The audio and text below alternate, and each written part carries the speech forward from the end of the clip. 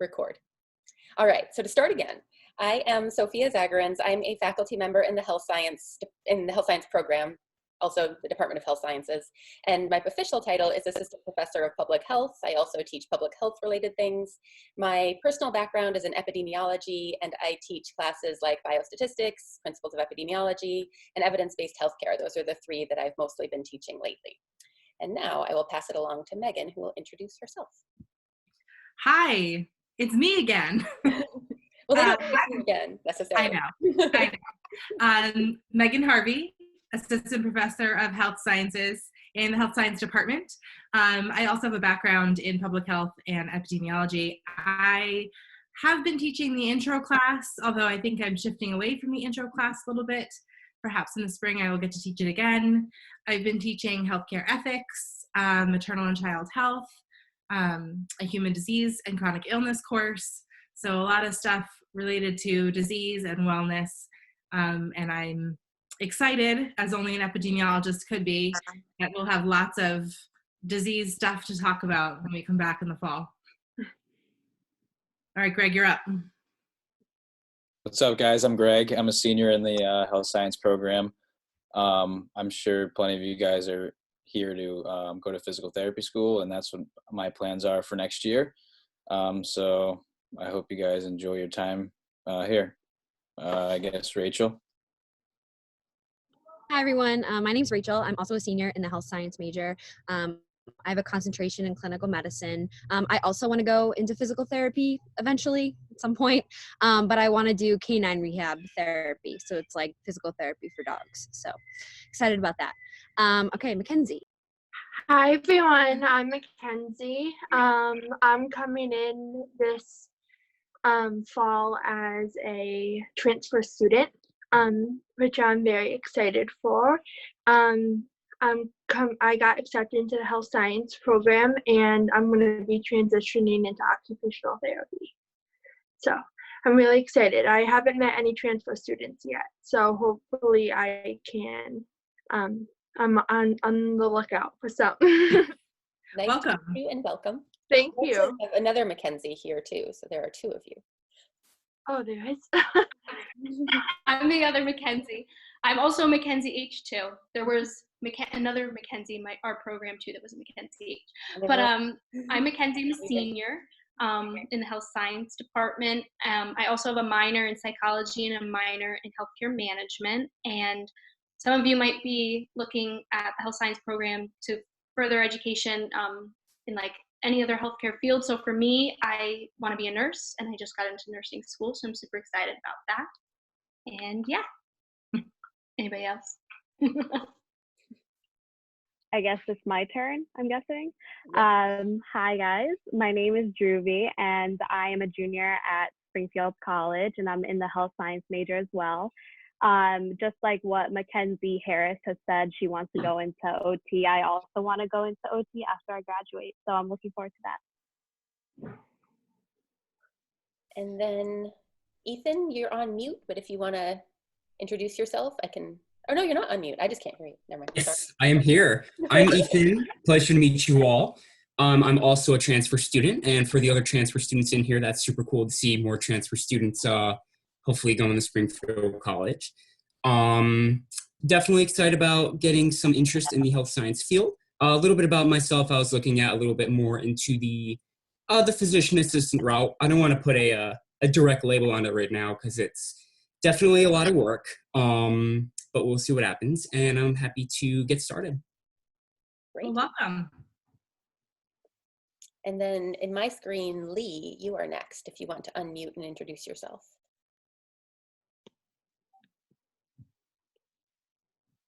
You don't have to.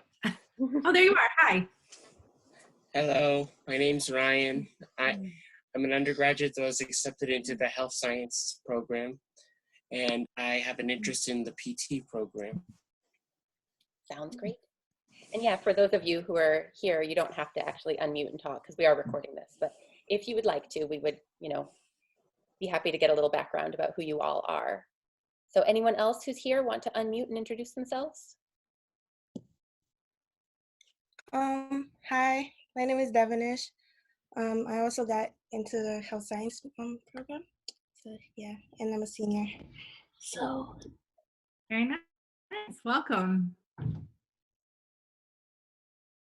And then anyone else? Hi, my name's Ryan. I'm an incoming freshman, and think I am. Think I want to go into the PA program. Kind of focus my attention over there. So. Sounds great. And Jake, if you would like to, you can unmute and say hi. Otherwise, we can just open it up to questions and comments. Hi, I'm Jake. I'm an incoming freshman going into the health science field. I'm trying to focus my attention towards like the physical therapy side of things. Sounds great. So it sounds like all of you who are here with us today are a good representation of what our existing students are like in terms of having these different clinical health interests. And that's really what the health science program is meant to do. It's meant to take students who have a general interest in some kind of clinical field, whether or not they're already settled on what it is, and help them get there through their coursework, through the advising, through the different opportunities that we have on campus to reach those different clinical rad programs. So I think you're all in a good place here. And what we can do is we can open this up to general questions if anyone would like to start that way. And if not, I can do a bit of an overview of what the health science program is. So a couple options. If anyone has questions they'd like to start with, we could start there to make sure that we get to them, and then do a couple other things as time allows. So anyone have a question they'd like to share? If you would, you can just unmute yourself and share your question. Or if you feel more comfortable, you can post your question in the chat at the, click the little chat speech bubble, post your question, and then I can kind of call on you to make sure that everyone takes, has some direction about who's talking next. But when I do this in class, it tends to work either way. It doesn't really matter if you end up interrupting someone, we'll sort it out. So anyone who's visiting have a question for us? I have one quick question. So I was a little bit curious into the beginning courses at Springfield College for health science. Are they generally taught more by the full-time faculty that are there? Or are they actually taught by anything like teachers' assistants and stuff like that? Just want to get a little bit of information on kind of the culture of teaching at Springfield. Yeah, so the great thing about Springfield is that we are very much a teaching institution. That's our big primary focus. And so although we do sometimes have adjunct faculty who teach our classes, we don't have teaching assistants who teach our classes. And the difference is a teaching assistant might be something like a graduate student who doesn't have their degree yet, who doesn't have as much teaching experience. The adjunct professors that we have are often, senior people who work in the field or who have extensive teaching experience. And so it's not a less than experience to work with an adjunct professor. The thing to recognize is if you do have an adjunct professor, they might not have all the answers to questions about our curriculum or about what kind of services the school offers. And so it's important just to get to know people like me and Megan, who are the full-time faculty here, and you can always email us or drop by our offices if you have those kinds of school-specific questions that an adjunct professor might not be quite as well versed in answering. And then to get back to the original part of your question, I think it just kind of depends on the semester who teaches what. And like Megan, you can talk a little bit about how you tend to teach the intro to healthcare, the intro to healthcare ethics, but it does vary a little bit depending on what our semester looks like and what sorts of needs we have to fill that particular semester. So I'll turn it over to you, Megan, to talk a little bit about those intro classes that you teach. Yeah, so this is a great question, and I love that you're thinking about who is invested in teaching you and what kind of care we put into that. So we work really hard to make all of the classes from that very first intro class all the way to our 400 level senior seminar classes have a nice, we call it like a scaffolding or a nice trajectory, so that the stuff that we're talking about early on, you'll find, not that it repeats, but the same thread is pulled through all of our classes. So we put a lot of effort into even those first classes, making sure that they're a nice way for you to understand the major, think really clearly, and learn more about what are the various options after you have a health science degree. What is OT really like? What's PT like? What's PA like? Those are definitely our three big ones. But we also have guest speakers come in who are chiropractors, and we've had nurses come in and rehabilitation counselors. So we try to really open up the fields so that you have a chance to really think about how to best use the next, well, I'd say 4 years, the next 3.5 years, because you're already in the classroom then, or the next, 2 years if you're coming in as a transfer student. So we do take care. Sometimes I've taught it a lot in the past 3 years or so. We've also had an adjunct teaching it, but we share materials and sort of our philosophies with each other so that we are on the same page when we do it.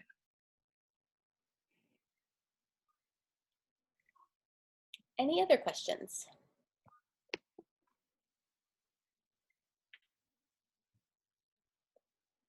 And these guys have all taken 101, right? Anything good you remember from it? Any favorite parts?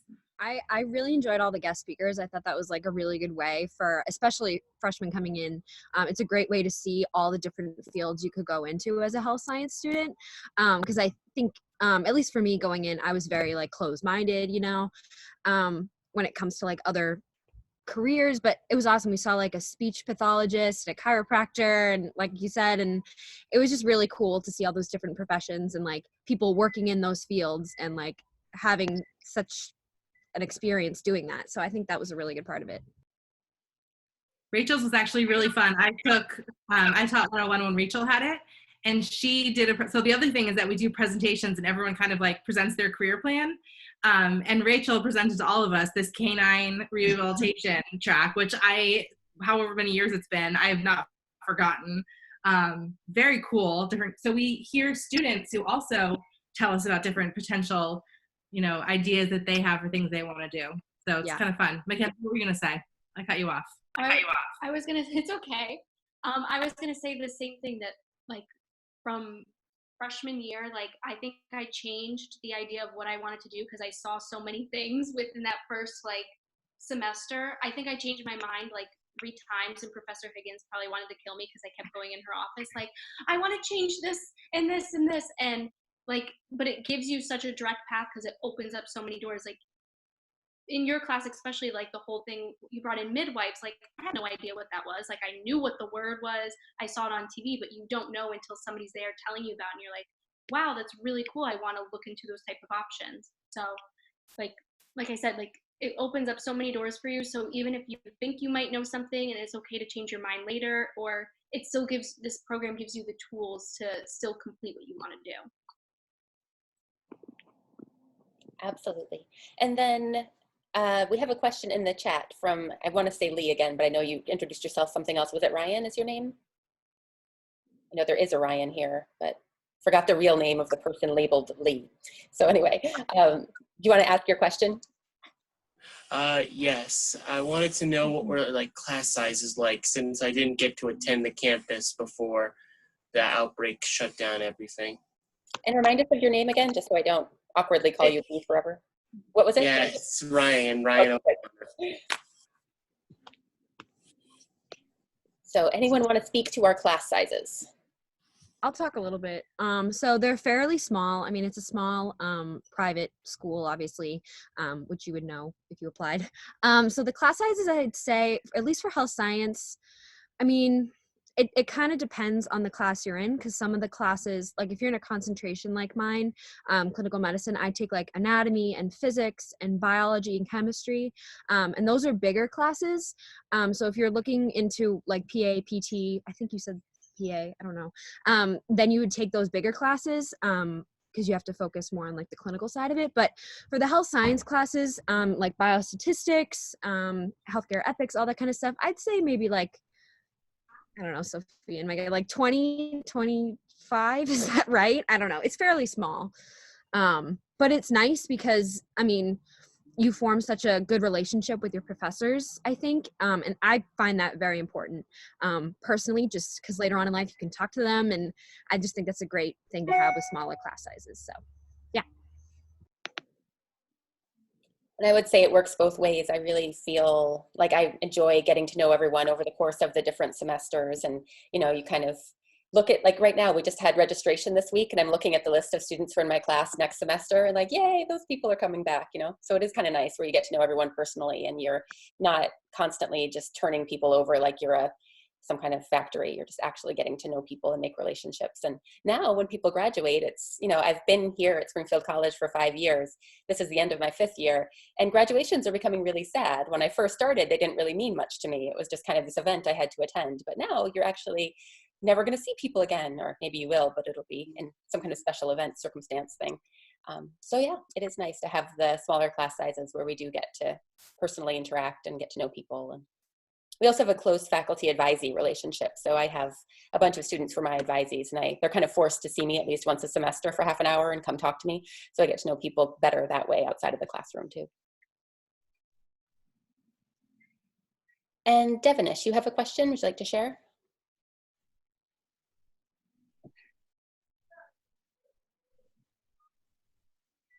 You are on mute if you are trying to share. You have to unmute yourself. There. I was just wondering common challenges health science majors face and how they overcome them, basically. Sure. So what are some difficulties or challenges you students have faced? There's a lot of classes that are going to be tough, and you're going to have to just study hard for them and utilize the faculty as much as you can, because like we've kind of been talking about, they really do care about the students. So, I mean, they are 9 times out of 10 when they say they have office hours, no one goes and sees them. But when people go to see them, they get very, very excited, and you guys form like a really good bond. So I would say just like utilize your faculty, go and see them, and kind of just stay involved and study hard. I was gonna say too, like, utilize your peers. Like, I know that in certain classes, like, I've gone to like Greg or Rachel and like senior Sam because we don't know, like, oh, do we structure it this way? Do we structure it this way? Or like, even I know I work on, like, I used to work on biostatistics homework with some of my friends in the program, and it's just easier because one, you're all going through it together if you have class with them, but two, like, they might know something that you don't, and they might have a different insight that might help you. So also professors, but using your classmates too really helps. I have another quick question. Yeah. I was just curious on the conditions of the laboratory environments at Springfield College. Like, how new is like the equipment and stuff like that is. I think Lee brought up a really good point, in that question about like not being able to visit, the campus due to, the issues that are going on in the world. So, just a little interested to see the conditions of the labs that we'd pretty much be living in.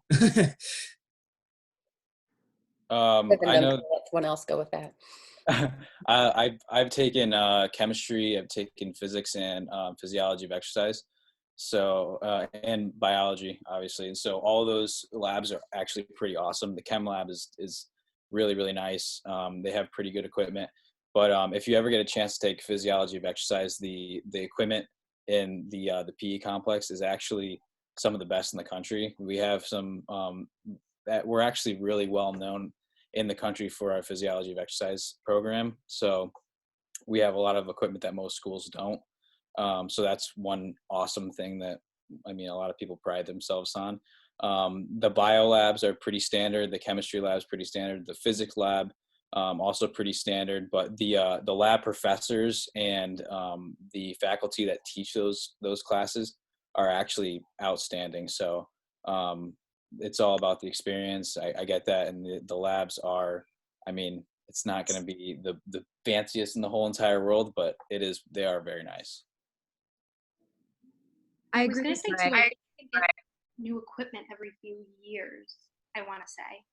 This is like going back to student ambassadors, but I think like the gym, we get new equipment in the science labs like every few years. Yeah, I love the labs that I have taken, especially physics and anatomy and physiology. You're really like hands-on, and the professors, they're always like making sure like you understand the subject. In lectures, you get taught a lot. It's more like details, but in the lab classes, they teach you like general ideas, and it's like more, like I said, hands-on. And I actually enjoyed it a lot. I love the lab.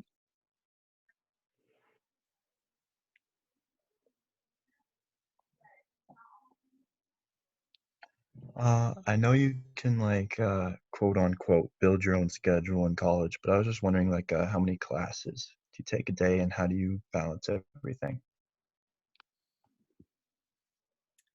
And so I'll start off with the advisor kind of answer to this, what advice we give to students, and then I'll let the students say how they have found flexibility and like shape that how they want to. So we advise students to take about 5 classes a semester. It will depend a little bit on if you are taking a lot of lab classes. At some point, the lab is another credit on top of the 3 credits of your main course. So if you're headed for PA school and you're taking tons of sciences that have a lab with them, at some point you might be able to maybe take 1 fewer class, or maybe you'll take a summer class. But in general, it's about 5 classes a semester. That's about 15 credits. You only need 4 classes to be full-time, but you need 120 credits to graduate, and that breaks down to about 5 classes a semester if you break it down numbers-wise. So that's how we usually advise our students, and I know that they have, in fact, I've talked with a bunch of these students, and they have had various ways that they've made their situations work for them. So I'll talk a little bit about that because I struggled a little bit my junior year when it came to that. I took a minor and then I was like struggling on finding enough classes to finish my health science major before my minor, and it was kind of a mess. So as of all 4 years, I've really taken 16 credits or 15 credits, like Megan said. And it's about 5 classes. What I will say is don't, I know this is kind of like, I don't know, but don't like slack off just your first year. You know what I mean? So like, don't try to take all the easiest classes your first year, because then as a junior and senior, you'll be like screaming. So I would even it out a little bit, because you know, you do have your gen eds that you're going to have to take along with your major courses. So kind of find that balance in between them. Because then also there's those, I don't know if they've told you about PEAC courses. I don't even know if they're still doing them, but they're like gym classes kind of. So you could do like archery, volleyball, all that kind of stuff, which is really cool. So you have to fit those into your schedule. So just make sure you're kind of planning it out with your advisor. Your advisor's your best friend when it comes to registering for classes, because for the most of the time you might not know like what to take or all that kind of stuff. So I would recommend kind of leaning on them, and don't take the easiest classes first because it's freshman year, and like really try to go and even it out. So so because I transferred, not all of my credits are transferring. I like, are you guys like, is the college okay with taking summer classes or winter classes like to catch up, like, and like it depends what classes they are and like if they accept them, but is that usually acceptable to then transfer back and when I go for like the fall or spring? Yes. If that makes sense. Yeah. There's a pre-approved an echo on me. I hear myself. Someone maybe needs to mute. All right, I think we're good. So there's a pre-approval process that you would do to make sure that the class you're wanting to take will actually count the way you want it to. So you won't, you know, take a class for nothing. They'll double check for you that it's going to come in and it's going to count for whatever you wanted it to count for. If it's not, they'll tell you. So that helps a lot. The thing is, I think mostly the students in our program tend to take things like their gen eds or maybe some of their science class that you wanted because it was already full. Mm-hmm. Now what? So many other noises. Anyway, so you would take maybe gen eds over the summer, maybe something like, you know, one of your science courses over the summer. And then usually you have to take your health science courses on campus because they tend not to have options that are available at other schools. Our health science classes are, you know, unlikely to be offered at a community college, for example. So that's the way most people do it. I was also going to add, sorry, Sophia, I was also going to add that I took Chem 2 at Bridgewater State, which is in Massachusetts, and it's very specific. So like Sophia was saying, like they're very wary of community college classes and replacing those for a Springfield class. So it's likely you would have to do it at a at a state or private four-year institution. Because when I went through the process, they were very specific about it, and there's paperwork and all that fun stuff. So I would definitely, I mean, there's the registrar's office, I think, that does that, and there's like course substitutions and stuff like that, and then you talk to them about it, but it's pretty easy once you find the course and stuff. They usually are pretty good about accepting summer and winter courses, because I took mine over the summer. So I'm not that far from Springfield because I live in Connecticut. Do you guys have winter session and summer session? No. Yeah, I don't think We so. do not. What's nice about the process that Rachel and Sophia just nicely described is that, and this was not true about all the places that I have been in the past, there's a nice process for pre-approving it. So if it's spring semester and you know, okay, this summer I really want to try to get some stuff out of the way. I know intro to public health is one that transfers pretty well. That seems like something I could find. You could look for a couple of options. There's a form that, as Rachel was mentioning, that you download, you fill it out, you submit it, and then you hear back before you register and pay for the class. Will this count or not? That way you don't end up like taking a class over the summer and then later you find out like, oh, this wasn't quite right. So it's kind of a nice process in that everything is pre-approved. Right. And you'll know. But yeah, lots of students do a class over the summer or a couple of classes over the summer. Okay, that's great. Thank you. So I just had another question. Oh, sorry, I keep asking so many questions. Don't be sorry, that's what we're here for. Yes. So I was a little bit curious on how Springfield College goes about the online learning process. I was wondering the different platforms that they use, or, I'm going to be honest, how has been different students' experience taking online courses at Springfield College? I won't say totally online courses, but based on what's going on in the world, we may have to do that. So I was curious on everybody else's experiences with online usage at Springfield College to see if I can get a little bit of insight on that. So I can start. I actually have one of my class websites up right now, so I'll just open it and share it so you can see what they actually look like. This is Brightspace that we use, and students who are in the class all have access here. I can actually make it look like it would if you were a learner like that. So when you come in, there will be announcements. So you kind of, like, this is kind of shaking you through the semester. Look, we can go down. So we're going online, our announcement about that. The announcement about how to meet me for office hours. The announcement about where to go for our Zoom class sessions, which is like what we're doing now. The welcome back message, the current final assignment that's posted. So the homepage kind of guides people around. And then there are these content pages where for this class, if you go to the very top, it'll give you the basic information about where the class meets, the syllabus, various resources, the textbooks, and then you can click through the different sections of the class to find the material that we're covering that day. So back in January, all I would be posting would be a reading assignment, the PDF of the lecture slides, discussion, exercise kind of questions. Now, if you go to where we are today for my class, there's a lot more because it's not just the, handouts and everything, it's also all the recordings. So we have synchronous class sessions where it's just like this, where people come in through Zoom and I can do the interaction with the students who are here and then record it for anyone who wasn't able to actually attend. So there are the recordings of, kind of like my announcements and discussion of assignments, lecture slides, recordings of the lecture, discussion of the exercise that we did in class. So all that kind of stuff is posted for everyone after the class session actually meets. And then there are these other things that you can look at, like anyone's got their kind of grading books. You can see what you've done and how you're doing in it. And then there are assignments and activities and things like that. So you could go to your assignments page to find what was passed, what is coming up.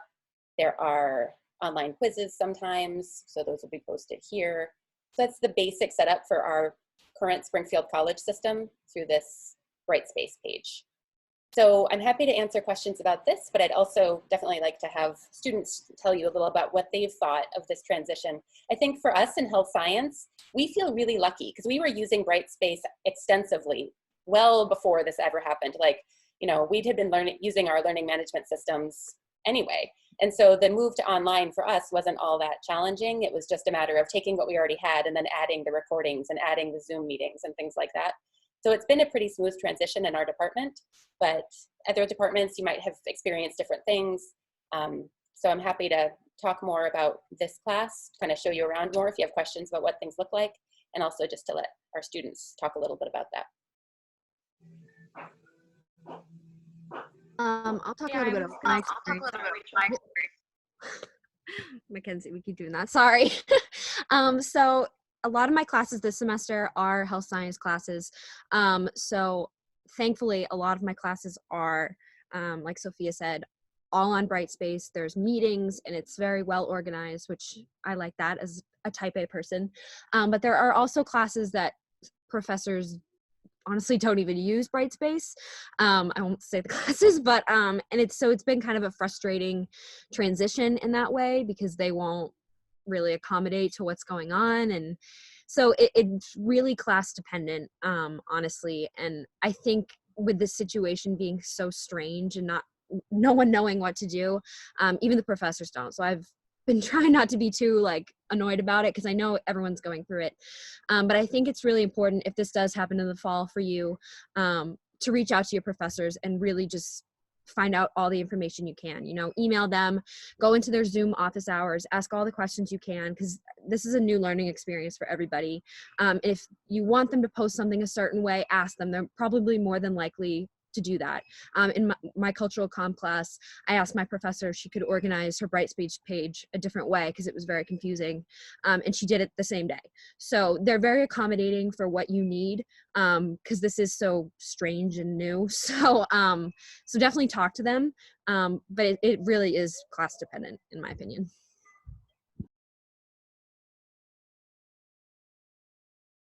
Yeah, I agree with what Rachel was saying. For the most part, like Sophia said, it was pretty smooth transition for the health science classes just because most of our classes were on Brightspace as it was. But it's typically like the gen ed classes that are these weird professors that are old and have barely used Brightspace as it is. So they have a little bit of a harder time. But for the most part, they're pretty cool, and they're just like, I mean, whenever you do it, or they don't assign as much or something like that. And so I think it's been pretty smooth, and I think that by the fall there could be nothing more than improvement. I don't think that we could go backwards. I think that if God forbid that it has to be online in the fall, I think it just could get better.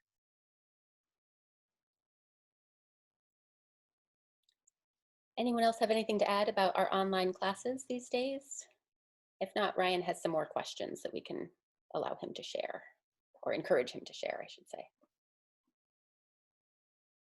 All right, Ryan, do you want to share a couple of your questions?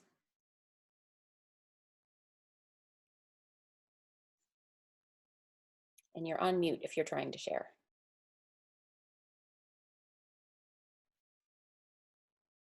All right, I'll share his questions. So one was, could one of the students describe what a typical first year schedule would be like? Anyone remember that far back? I have such a bad memory, but I remember having to take intro to, oh gosh, my memory's so bad. I remember definitely taking anatomy and physiology. I love that class so much. That was probably my favorite class. I love anatomy. And then I had to take, I have such a bad memory. I'll just let the other students say. Sorry. I know that we took intro to public health. We took intro to healthcare, anatomy and physiology, and then definitely like college writing. I was miming it for you. Were you? I didn't even know. Intro to public health was awesome. I had it with Pam. I'm sure Megan's awesome doing it too. I took ethics and chronic disease with you, and it was awesome. So I can imagine that. I took intro to healthcare with Dr. Stano. So it was a much different different feel than it is now. He was a strict Worcester guy. But yeah, the freshman year classes are pretty laid back. They're really encouraging and trying to get you guys acclimated with the school and the culture around the health science program, and truly trying to get you into, kind of canal you into the way that you want to go, because like we've said, it's very general here, and we want to try to find what you want. You may want to go into PT when you walk in the doors, but by the time you leave, you could end up being an epidemiologist, because epidemiology is wicked cool. So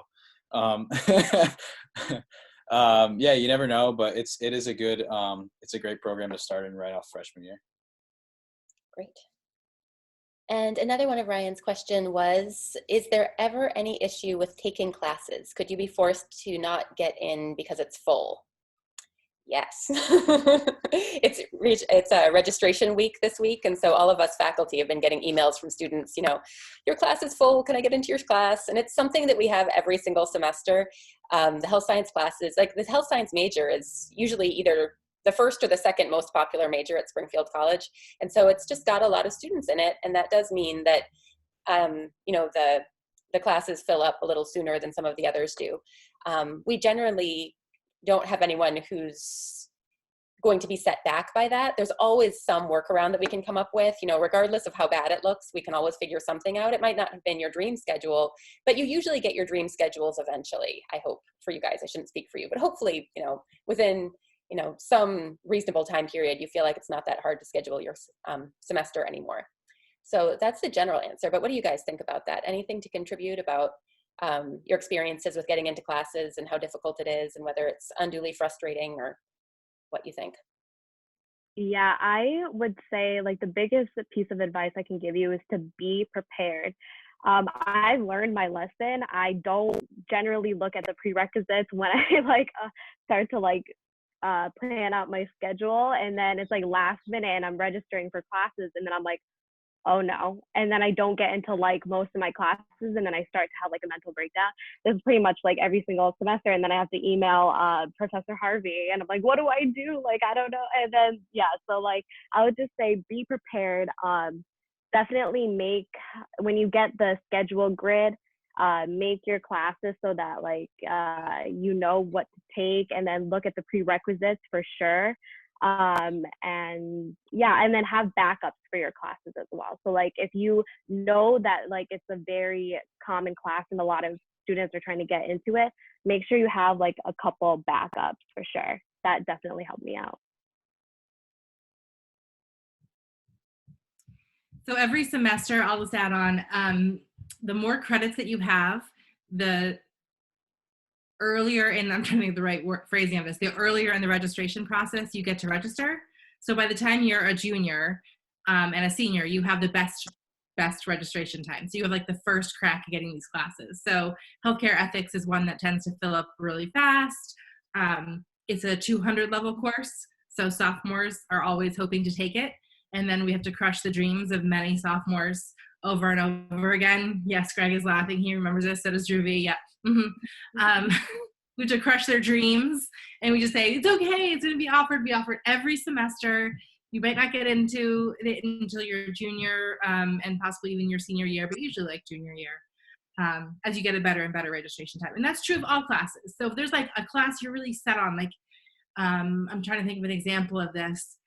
Sometimes if you're looking at the literary study gen ed, you have one literary study course that you're really interested in. Rather than just settling for another gen ed because you couldn't get in the one you really wanted, you could look for something else this semester and then wait till you have a better registration time and then take it in a future semester. So we try to help you keep in mind the long game in terms of, if you can't take it this semester, we'll come up with backups and then you can take it again in the future. How does the whole registration thing work with the new students? Because I'm a sophomore, kind of a second semester sophomore, but I'm still I'm still a new student. So how does that work? Am I already have had supposed to registered, or I don't know, I think someone told me that I'm supposed to register in August, or do I register now? I'm not sure. I can tell you specifically. So registration for incoming students and transfer students will be in early June. They're going to be sending you all the details about how to do that. We always have a transfer student registration advising period where we would be meeting with you, probably this summer we'd be meeting with you over Zoom, and we'll help you come up with a schedule for the fall semester.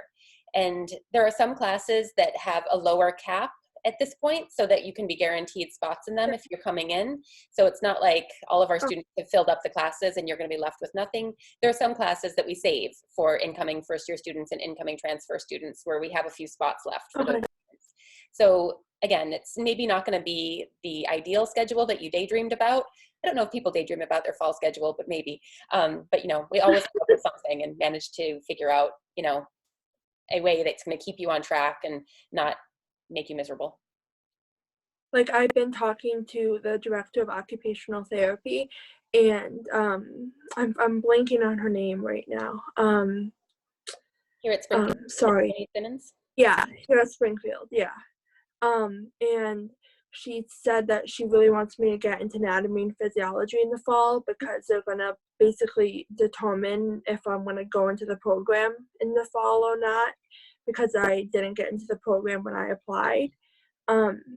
So yeah, I guess we'll see. But I did also wanted to ask the people who did take anatomy and physiology, what did you guys think of that class?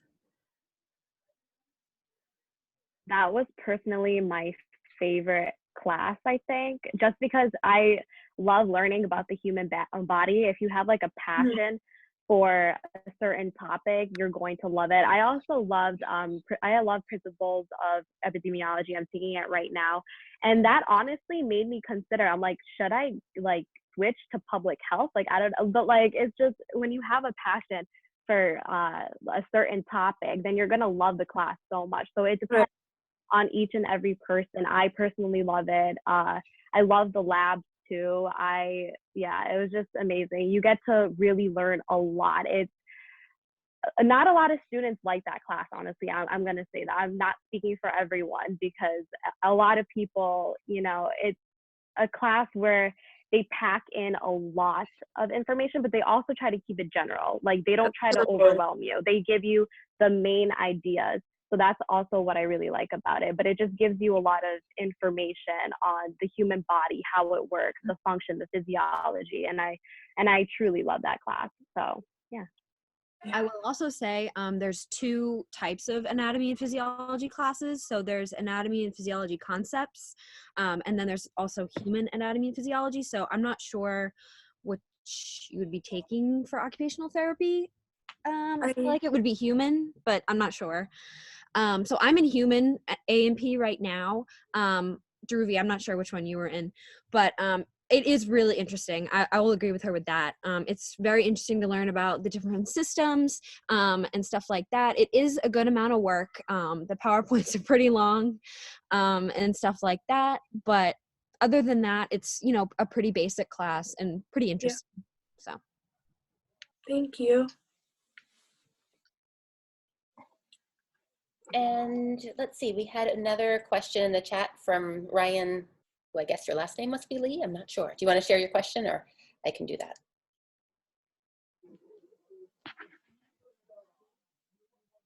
All right, I'll share the question.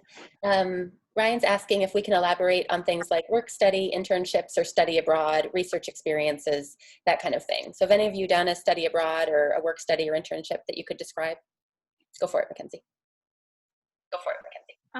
So I've done, well, first off, I want to say I do a lot of stuff at Springfield. So I wanted to add this before, but our program isn't like entirely overwhelming that like you need to lose everything. You can't participate in clubs or sports. It's totally manageable. I do student government and other things on campus, but study abroad was, I saved my gen eds that people usually take freshman year, and I did it during my study abroad time, and it's super feasible. The only thing I did, I took a chemistry class over the summer so I could take microbiology when I returned in the fall. I studied abroad my junior year fall, and so I guess spring. I don't remember. Anyway, but microbiology, you needed chem and you needed bio in order to take it. So I just took that class over the summer, but it's super easy. My advisor, Professor Higgins, she helped me a lot, kind of plan everything out, kind of like Megan was saying. They're there for you to kind of schedule everything out. So if you know in advance you want to study abroad, they can plan it for you. I went to England. It was great. I went to 7 different countries. I will never forget it. I was definitely broke afterwards, but it is what it is.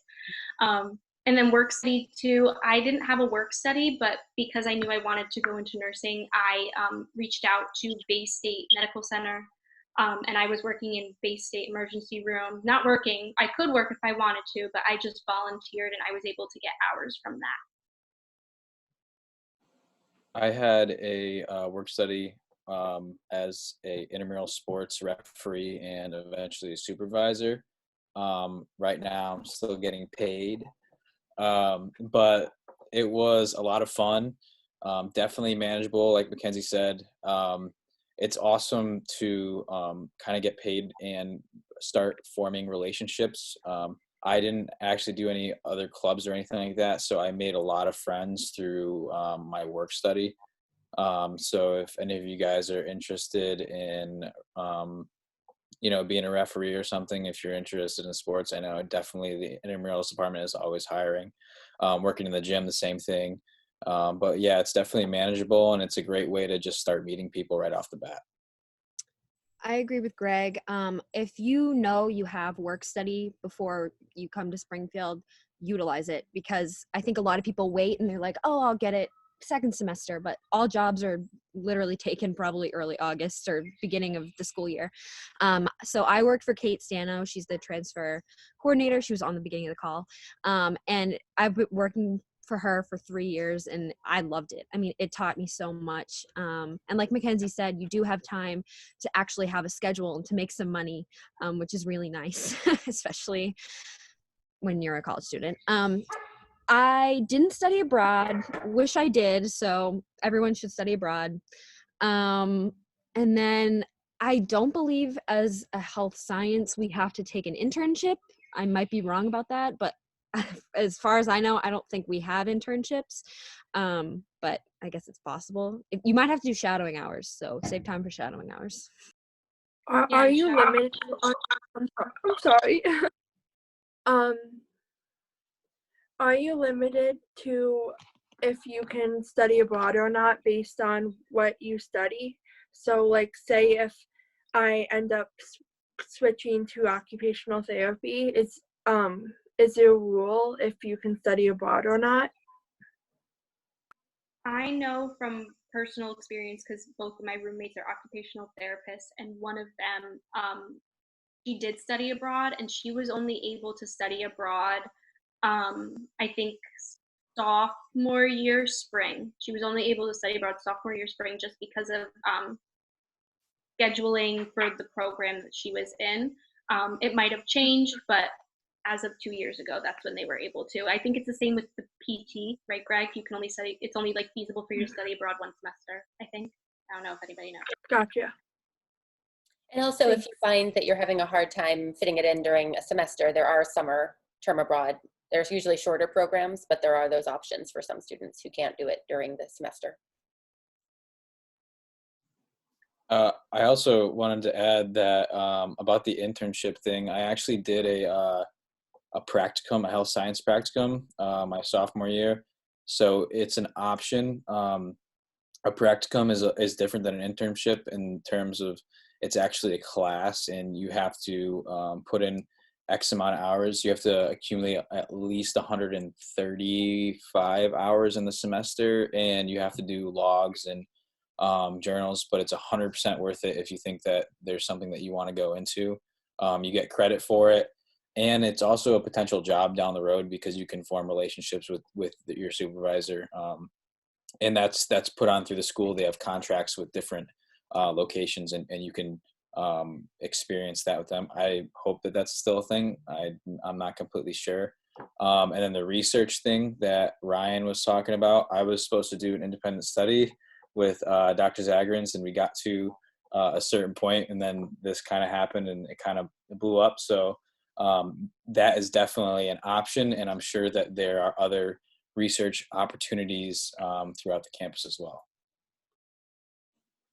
That is true. I think a lot of these options are there if you ask for them. It's not like we force you to do this stuff. You do have to be a little proactive. You just have to be aware that this stuff exists and you have to bother people about it. So we'll definitely try and help you with anything that you want to do. I mean, it's not always going to be possible, but we'll at least try. And if you pay attention and you talk to other students and you get a sense of what the options are out there, it's going to make it a lot more likely that you can participate in these things. So it's not like, there are some things that are built into the program, but a lot of it is just students kind of seeking it out on their own and making it happen just by, you know, asking and following up. I was gonna say too, like, it is what you make of it, like kind of like what you're saying. If you don't reach out and seek it, then the opportunity will pass you by, but it's definitely there, and the advisors, the career center, everybody has the tools to get you to where you want to be. You just have to ask. I agree. All right, do any of our students here have any other questions? I have a quick question about like a transfer experience. I'm not sure if anyone's been a transfer, but I'm a little worried coming in as a transfer. So I was just wondering if anyone has any advice or tips for anything, or how the campus is like. Lucky for you, I was a transfer. So I transferred from Suffolk University after my freshman year to Springfield. And it was one of the best decisions I've made, honestly. I wanted to be farther from home, and so that's what I did. So I was 2 hours from home. They accommodated me so well, honestly. Are you living on campus or are you commuting? Yeah, on campus. Oh, cool. Okay. So I don't know if you've reached out to anyone about like your living situation, but for me, how it worked was they kind of did random with another transfer student, and she's actually one of my best friends now. And so that's kind of how it works, is you're roomed with another transfer student in like a sophomore dorm. Like, I know you might have not seen them yet, but international or alumni halls, you probably would be in one of those. Yeah, they accommodate you really well. So like you said, you're worried about your credits transferring in and stuff like that.